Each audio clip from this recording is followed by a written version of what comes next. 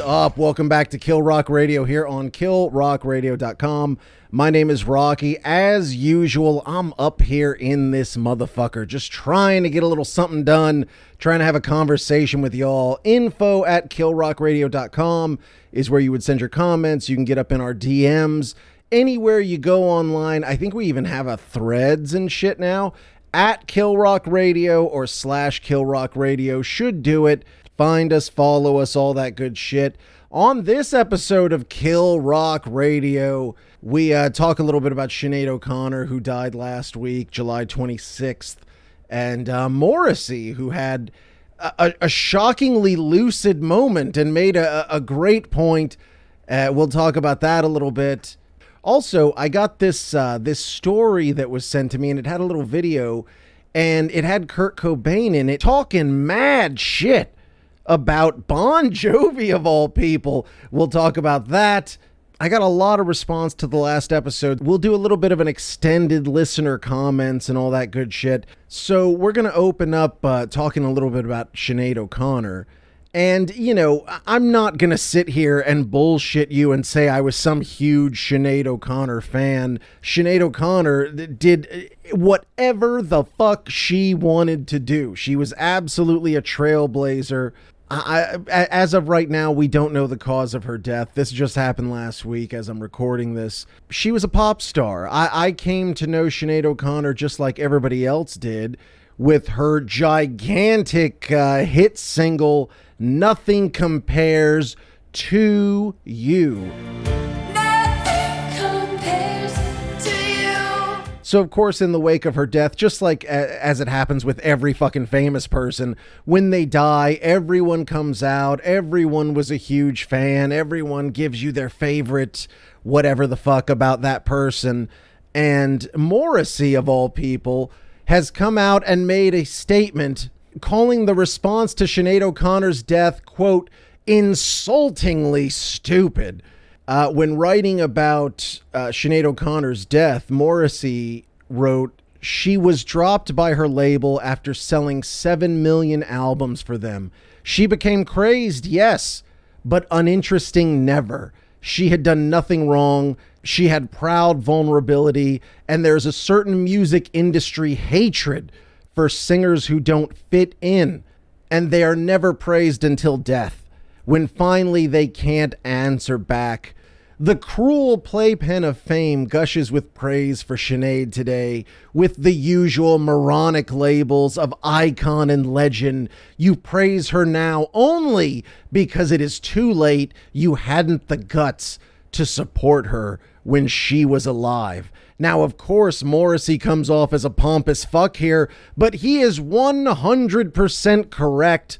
Sinead O'Connor, she has a massive hit single, Nothing Compares to You, famously written by Prince. She was one of the biggest stars in the world pretty much overnight because, you know, you got this great song. She delivered it fucking flawlessly. Amazing performer, great singer, gorgeous, gorgeous woman, really different look. Even to this day, very few women have the balls to rock a shaved head. And so then it all leads up to that fateful Saturday night. She goes on Saturday Night Live, rips up a picture of the Pope, and is immediately fucking vilified. The backlash against her was so swift and so fucking hardcore. She was being booed everywhere she appeared. And the fucked up thing, and this happens always, if you look back all the way to the beginning of recorded history, go back to Jesus fucking Christ and every martyr since then, that martyr doesn't live to have people acknowledge, you know what, that motherfucker was right. And in the case of Sinead O'Connor, she tore that photo up in protest of the Catholic Church covering up child molestation. Now, at the point where Sinead O'Connor did this, that whole thing about the church covering up priests that were molesting children and essentially moving them to new territories and cutting them loose and letting them just rape more fucking children and move them again and all that shit. At the time, none of that was acknowledged. And if you come out and have any sort of real accusations against the church, all these fucking idiots are just going to automatically turn on you. And that's what happened with Sinead O'Connor. As I said, she was vilified. As Morrissey references, she sold 7 fucking million albums. Think of the reality of that. 7 million albums and get fucking dropped on your ass immediately for some shit that she was right about. Because, of course, everybody knows in the years after, the Vatican would have to come out and admit that they did this, that they facilitated child rape. You see all these fucking Jesus freak fuckheads out here looking for all this pedophilia all over the fucking place. They turned a blind eye to the pedophilia that was going on within their own church, from town to town, just moving motherfuckers around. And Sinead O'Connor became public enemy number 1 for bringing it up. Who's to say what could have even been with her if that whole thing doesn't go down the way it did, and she was sort of allowed to continue on that path of creating, you know, big pop hits? Like, what could she have done? Morrissey continues. The press will label artists as pests because of what they withhold. They would call Sinead sad, fat, shocking, insane. Oh, but not today. Morrissey continues, she refused to be labeled and she was degraded, as those few who move the world are always degraded. I read that because I feel that was like actually a really good sort of eulogy for Sinead O'Connor, somebody who was just outstandingly talented. Everybody knows if Prince wrote a song for you, you were a bad motherfucker. Either you were like an insane genius level talent, or you were a really hot chick. In Sinead's case, she was both. As Morrissey said, she refused to be put into a box. She refused to fit the mold. And as a result, she had a really tough time with her fame. The last decade of her life, it's true. The only times you would ever hear about her are when people would come out to essentially make fun of her for, you know, gaining weight, or she would be very honest about how she hadn't had sex in a long time, and people were making fun of her for that. And she converted to Islam later in life, and a lot of people, of course, have beef with that because of all the Islamophobia out there. So she was a fucking, what I would call a heat seeker. And she was somebody who absolutely rattled cages. And at the end of the day, she was right. Sinead O'Connor, here's to you. Rest in peace. God damn, I was going back and forth with a motherfucker on Reddit, which is, I'm almost ashamed to admit. There's a Reddit called Old School Cool. And Old School Cool makes me feel old as shit, because a lot of the stuff on Old School Cool is just the shit from when I was a kid. So it's very nostalgic for me. And somebody had put up a video of the Beastie Boys doing some live shit. And I'd made a simple comment that, you know what, even though the Beastie Boys get a lot of love, I feel that that they're still massively underrated. This fucking dude, my boy, what is this? Rodham Head, some shit like that, says, not underrated in the slightest. Literally the biggest selling rap group of all time. In the Rock and Roll Hall of Fame, 7 platinum albums, and was the first rap album to top the Billboard 200. Their level of success / influence would be like calling Wu-Tang or NWA underrated. And that just annoyed the piss out of me, because all those numbers that my boy rattled off there, it's all true. It's absolutely true. The Beastie Boys are one of the most influential hip-hop acts of all time. They've sold the most records. They essentially got Def Jam started as a label with Rick Rubin. The Beastie Boys were highly, highly, highly influential. There's no adequate measure for the impact that the Beastie Boys had on rap music and yours truly, Public Enemy, during our formative years. And at certain points throughout the 80s and 90s were one of the biggest acts in all of music. Fuck rock, hip hop, none of that shit. Like just in terms of popular music, they were top dogs. But that's the thing. With all of that shit that my boy listed, all the sales, all the different trails that were blazed by the Beastie Boys, why in the fuck don't hip hop people know who the fuck the Beastie Boys are? And when I said that, the guy came back with like a whole other list of all this shit that the Beastie Boys, in terms of how much they've sold, and they were on this list and they were on that list. I'm not talking about critics. I'm not talking about sales from when they were an active group. I'm talking about right now in 2023, a group that on paper should be regarded in the same vein as NWA or Wu-Tang or something like that. If you're coming out and saying that the Beastie Boys are held in that same regard as NWA or Wu-Tang, you're fucking lying to yourself, dude. If you took 100 random motherfuckers and under 35, because really at this point, that's the only motherfuckers who are keeping the Beastie Boys alive, are dickheads like me, middle-aged rock and roll fans.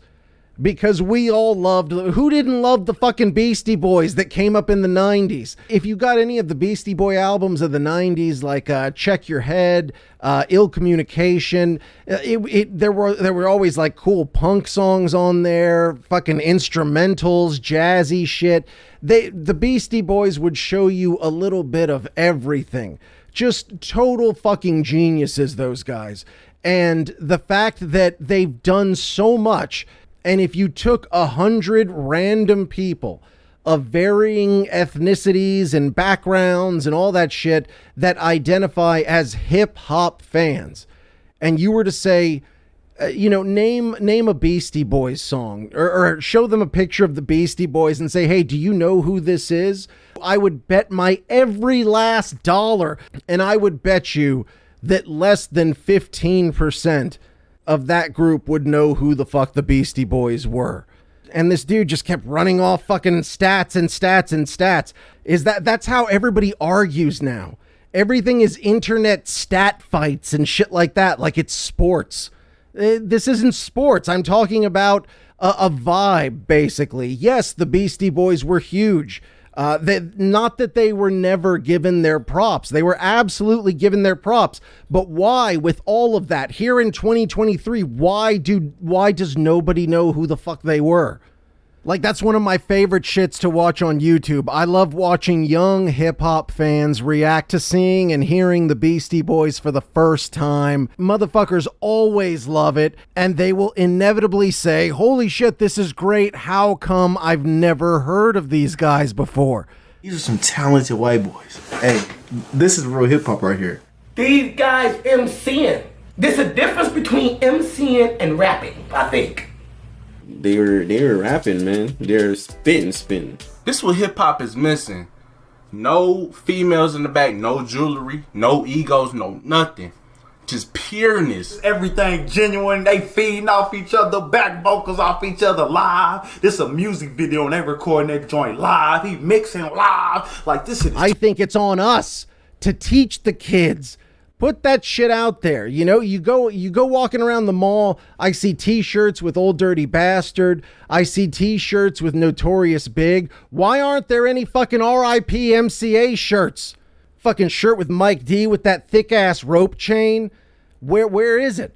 That's what I'm saying. We need to get that shit out there. Put the Beastie Boys back out front, motherfucker. Anyways, moving on.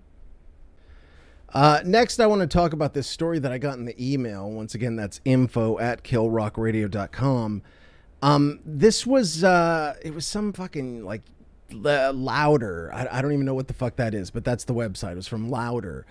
And it was, I guess, an uncovered video of a Nirvana interview where Kurt Cobain called Bon Jovi, Jon Bon Jovi, a, quote, desperate, untalented piece of shit.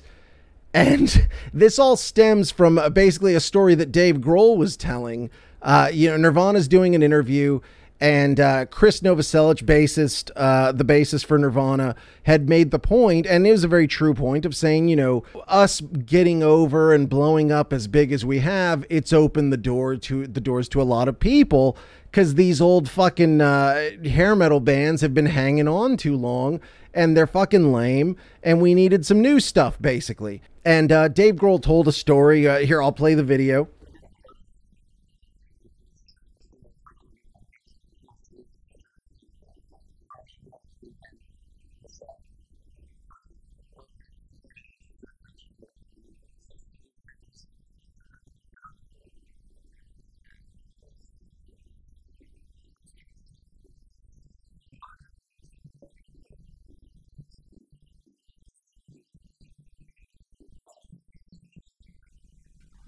So yeah, and it is what it is. This was kind of how Kurt Cobain was. He had come out several times, and you know, he had talked shit about Pearl Jam. He talked shit about here, obviously, he talked shit about Bon Jovi. Several bands he would say he thought sucked, and he didn't hold anything back or whatever. There was one quote from that interview that I don't see in that video, and Kurt said, and I quote, "I don't even find myself having very many opinions on bands anymore, or putting them down because I don't know these people. Bon Jovi could be one of the nicest people in the world. His music sucks, but I don't even want to bother with expressing those kind of opinions anyways."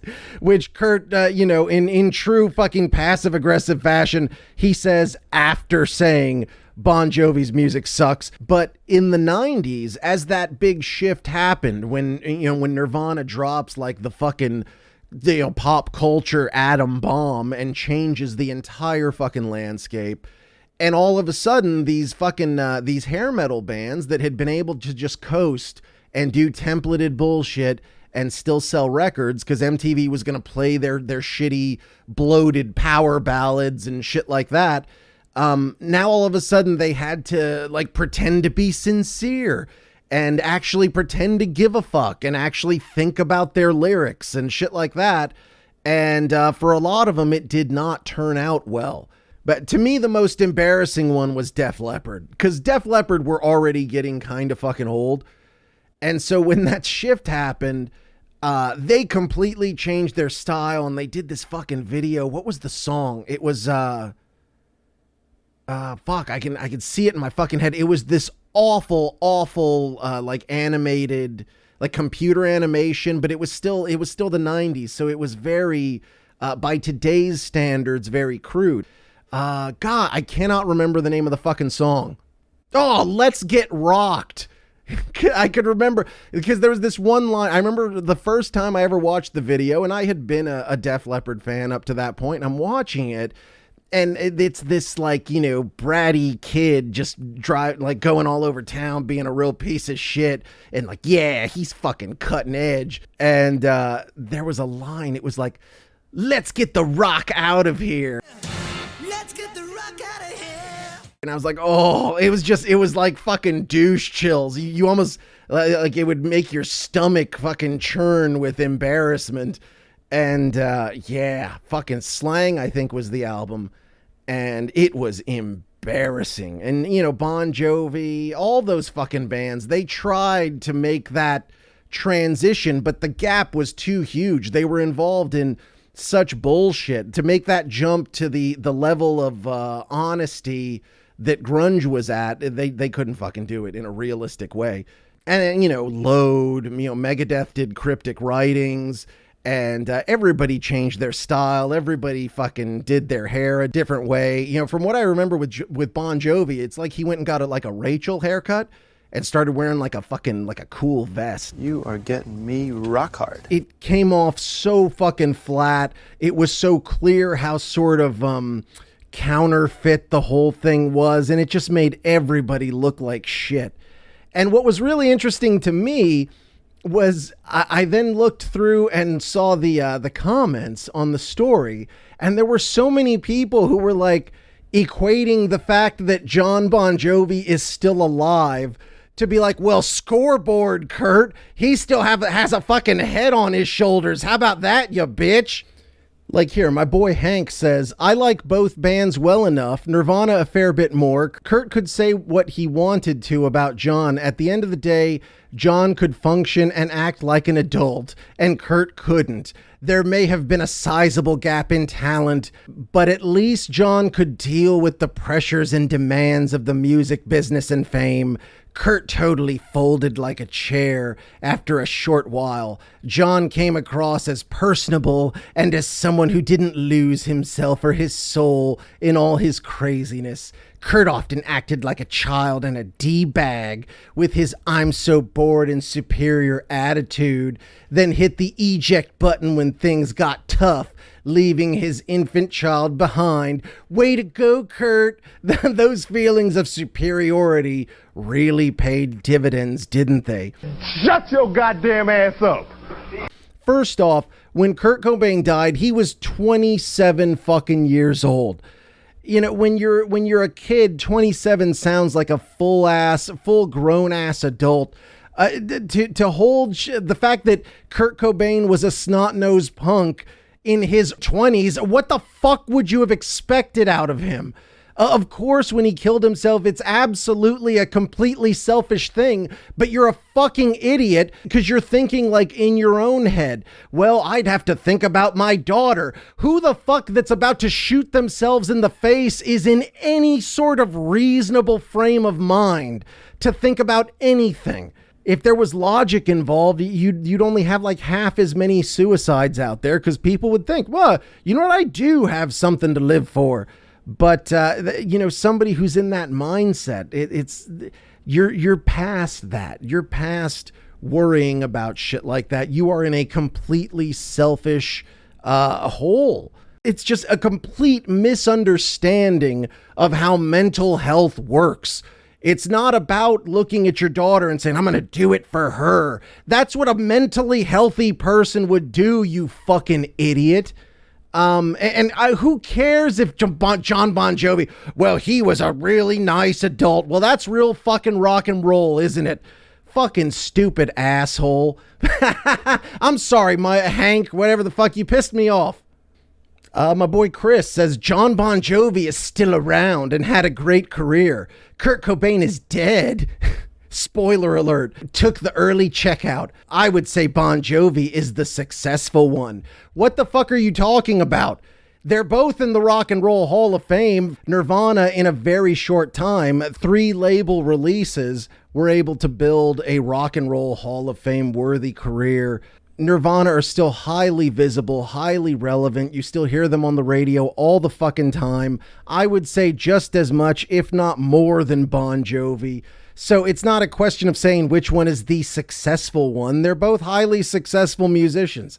Look at Bon Jovi, look at Kurt Cobain. Obviously, Kurt Cobain is dead, but here we are. How many years has it been? 30 fucking years? That was what, 94 when Kurt died? Here, let me do the math. 94, 2004, 2014, 2024, take a year off. That's 29 years, motherfuckers, and that's how math works.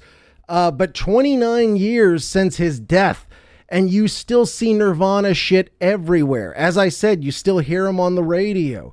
So, you know, that's the argument. If we're talking about the game of life, which I guess is to survive the longest and stick around, then sure, Jon Bon Jovi is the big winner there. Congratulations. But in the game of art, like, let's look at what's left behind. I see Kurt Cobain all over TikTok, all over YouTube, all over every fucking thing, because he was so honest. You could just take one of his interviews and chop it up into fucking little 15-second clips of brutal fucking honesty about everything in life. And so you still do see him everywhere. And he'll always be that guy. He'll always be that steely-eyed, long-haired, skinny kid smoking a cigarette, bad fucking attitude, sick fucking fender, kicking ass, and he'll never get fat, he'll never lose his hair. That's his legacy. Whereas if you look at Bon Jovi, I mean, is this a better existence in terms of, and I'm talking about in an artistic sense. To me, from an artistic standpoint, I'd say Nirvana has the greater legacy than Bon Jovi. Just my opinion. Jon Bon Jovi is a fucking, like, a really sad, pathetic shell of himself. I've lost so much respect for that guy over the last 10 years because he's got that fucking disease. He's clearly, got some level of narcissism, as every artist has. And, he can't leave. He can't leave the stage. He's stuck around at the party too fucking long. And at this point, he's got the fucking same haircut that my grandma had when she passed away. God rest her soul. He can't sing anymore. So if he tries, it sounds like shit. And if it's not that, he's going to lip sync.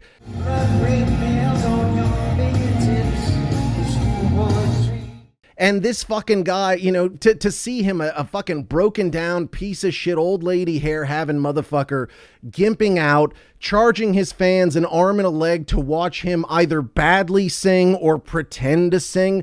It's fucking sad, dude. Like, does he not have enough money? At this point, are we trying to bankroll his fucking handsome kids to just continue being jobless, going around pumping the guts of all these fucking hot young Hollywood chicks?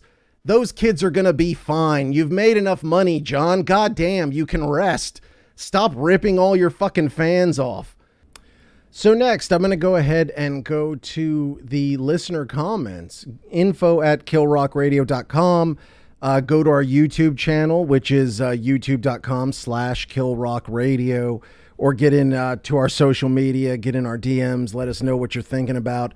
And I'll always get back to you, whether I just reply to you directly or I talk about it here on the show. You will hear from me in some way, shape, or form. We had a lot of response to the story about Dave Mustaine being called a douchebag by guitarist Jeff Young, Kings of Thrash guitarist Jeff Young. My boy Arturo El Masan, I don't know if I got it right, says, who cares about Mustaine and this Jeff Young guy?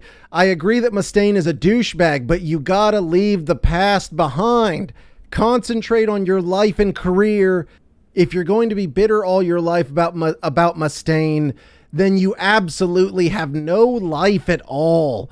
Next, Anti7928 says, Jeff Young sucks. He lasted one album.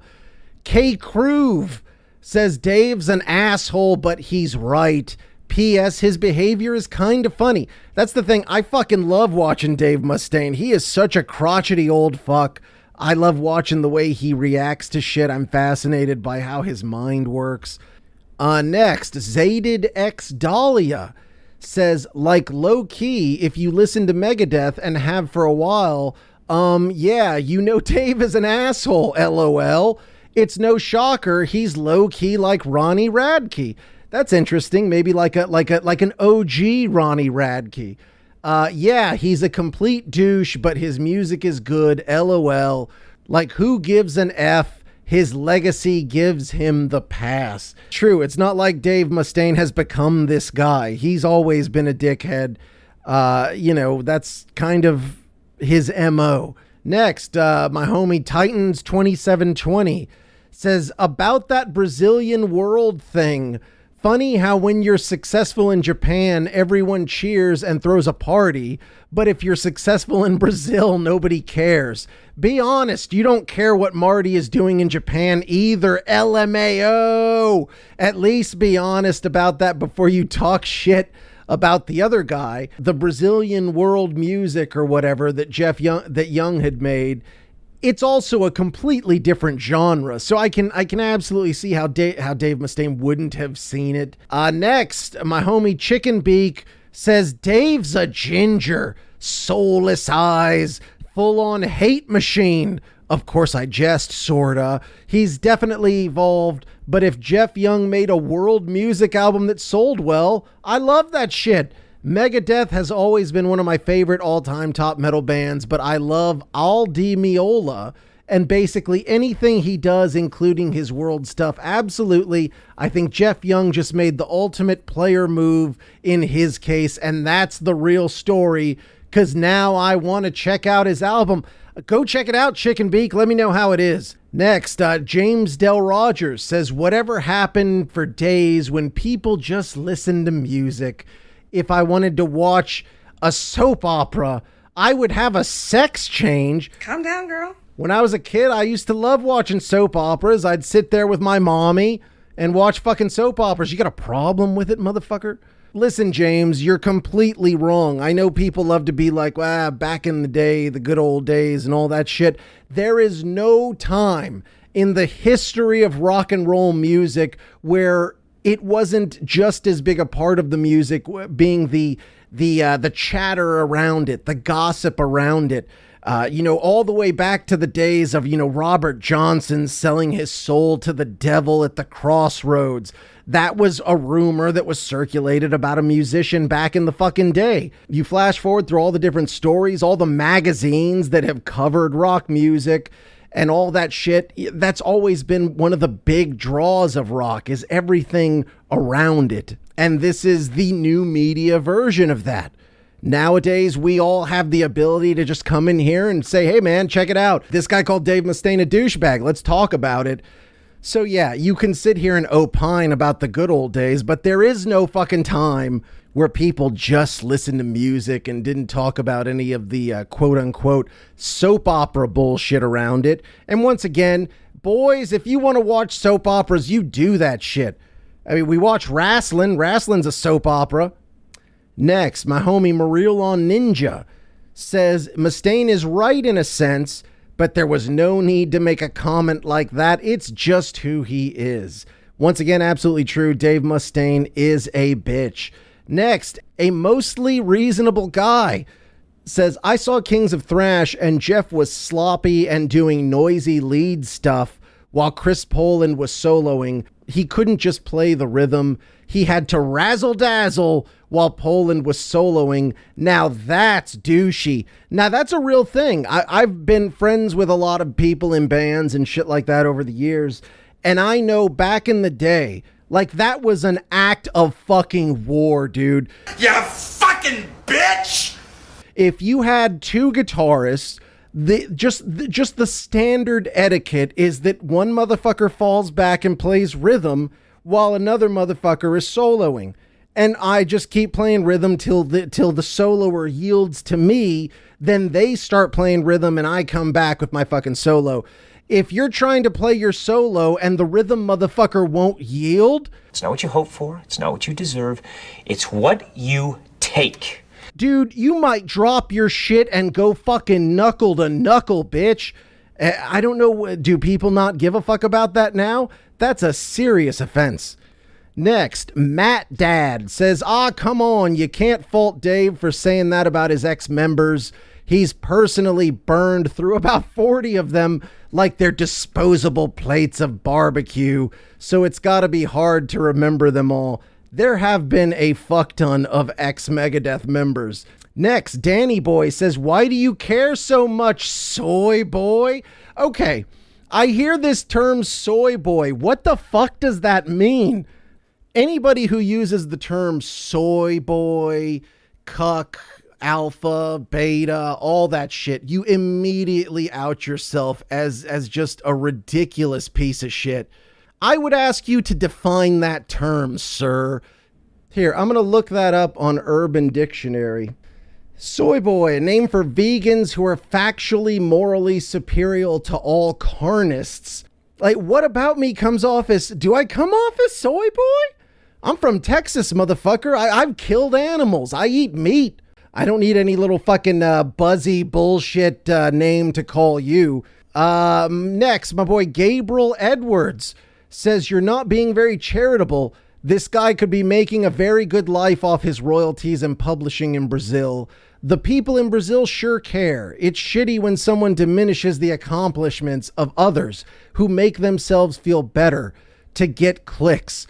But all I'm saying is he was coming at Dave Mustaine like Dave should know about his album that was in a whole other fucking country in a completely different genre of music. Why would Dave Mustaine have heard about it? I'm not saying, if people listen to the fucking Brazilian buttfuck championship music and they love it, then that's cool. I think that's fucking awesome. I've never been a world music person, but if that's what you're into, that's really cool. But I'm just saying, you come off like a dumb fuck if you're like, yeah, Dave, what about my Brazilian World Bukkake Championship? Why would Dave know about that? That's all I'm saying. Next, James Bowe says, Dave's not wrong. No one would know a single player in Megadeth without Dave. Michael says, Jeff is such a poser. Just look at his stage presence, LOL. Several people said that he comes off very attention whore-like.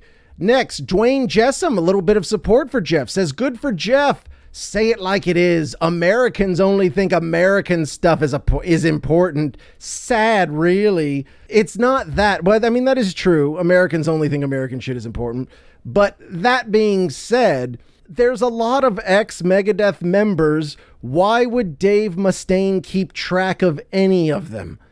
Marty Friedman had success overseas as well, but it was in metal. It was in the same genre.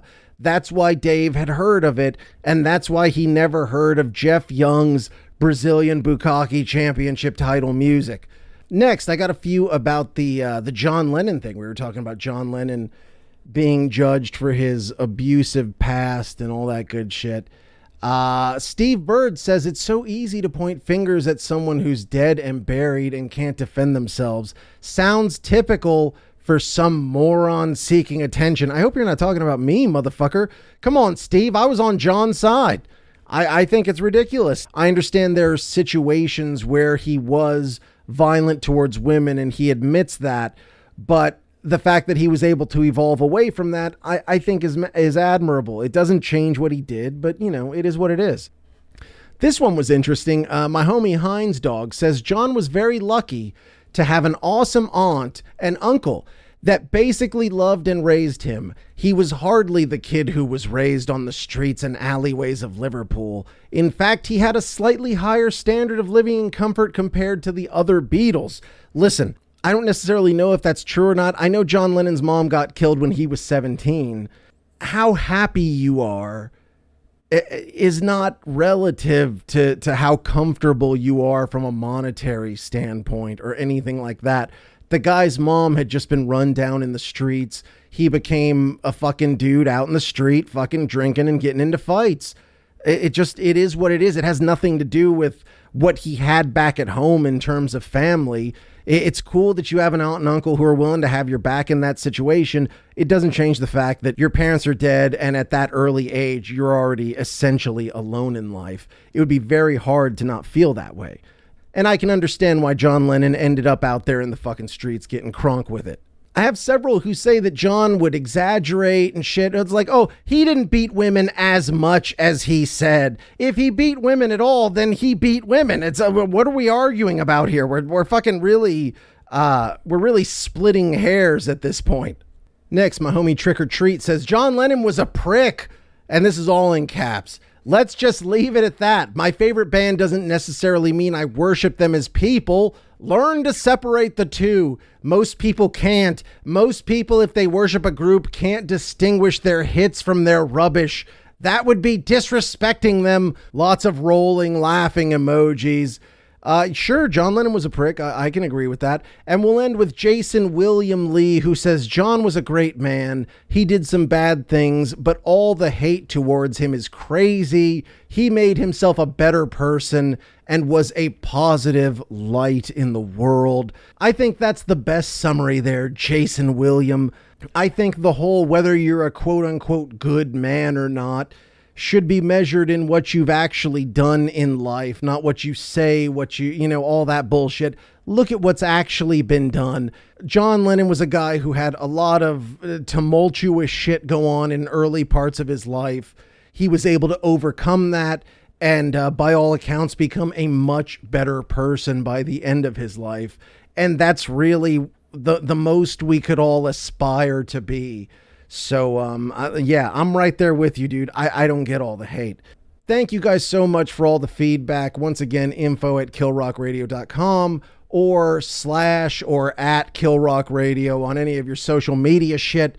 And thank you to the Kill Rock Radio audience. We will keep this conversation going next time. Until then, I will talk to you crazy motherfuckers later. Peace.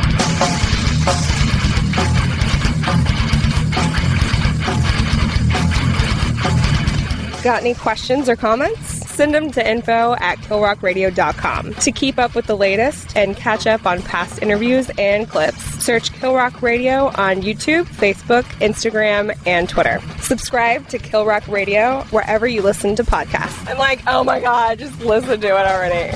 Wherever you listen to podcasts.